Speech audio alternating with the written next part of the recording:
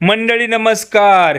Big boss Marathi season 6 या 11व्या आठवड्यात हे 6 सदस्य नॉमिनेटेड आहेत बरं का. आणि यांना जर तुम्हाला वोटिंग करायचं असेल तर कसं करायचं आणि कोणते कोणते सदस्य या आठवड्यामध्ये नॉमिनेट केलेले आहेत घरातल्याच खेळाडूंनी, ते आपण या व्हिडिओमध्ये नक्की बघणार आहोत. आणि तुम्हाला हा व्हिडिओ आवडला तरच शेअर करा, लाईक करा बरं का.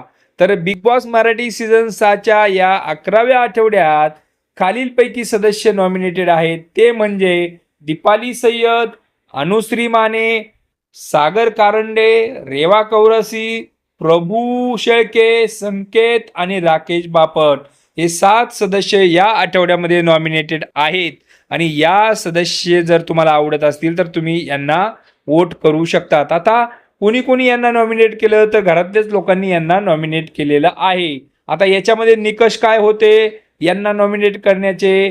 तर निकष होते की कोण या घरामध्ये कोणाचा तरी कठपुतली बनून खेळत आहे, हा निकष होता. आता तुम्हालाही माहिती आहे 10 सदस्य घरामध्ये उरलेले आहेत. आता या 10 सदस्यांमध्ये जे स्ट्रॉंग सदस्य वाटतात किंवा त्यांच्या आधिपत्याखाली हे बाकीचे खेळाडू खेळतात, त्यांना नक्कीच कठपुतलीच्या याच्यामध्ये उभं करून त्यांना नॉमिनेट त्या सदस्याकडून करण्यात आलेलं आहे. आता याच्यामध्ये वाचलेले सदस्य कोणते आहेत? विशाल कोट्टियन वाचला याच्यामध्ये, त्याच्यानंतर तन्वी वाचली, राखी सावंत वाचलेली आहे. याच्यामध्ये हे 3 सदस्य तर नक्कीच वाचलेले आहेत. त्याच्यानंतर जे आहेत हे 7 सदस्य नॉमिनेटेड आहेत, म्हणजे 3 नॉमिनेटेड नाहीत आणि 7 सदस्य नॉमिनेटेड आहे.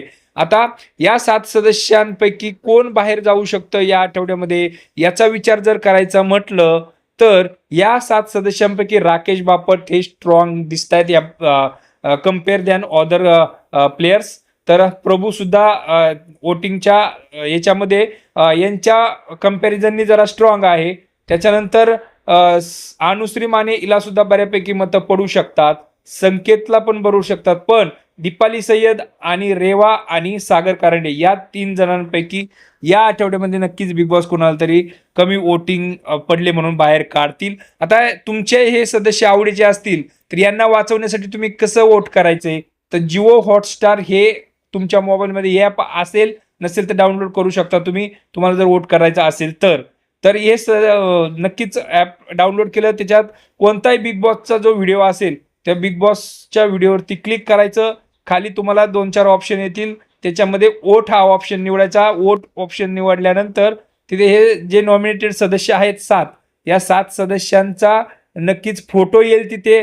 आणि तो फोटो आल्यानंतर तुम्हाला जो खेळाडू आवडतोय, तुम्हाला ज्याला मत द्यायच्यात त्या खेळाडूच्या फोटोवरती क्लिक करायचं. एकदा क्लिक केलं तर 1 आकडा येईल असा निळ्या अक्षरात, त्याच्यानंतर 2दा क्लिक केलं तर 2 आकडा येईल. असं तुम्ही 99 वोट एका सदस्याला करू शकता. तुम्हाला जो आवडतोय त्या सदस्याला तुम्ही करा, काय प्रॉब्लेम नाही. पण जर तुम्हाला असं वाटलं की मला याला 49 करायचे आणि याला 48 करायचे किंवा असे डिवाइड करायचे 4 सदस्यांना, तेही तुम्ही करू शकता. फक्त त्या फोटोवरती क्लिक करायचं.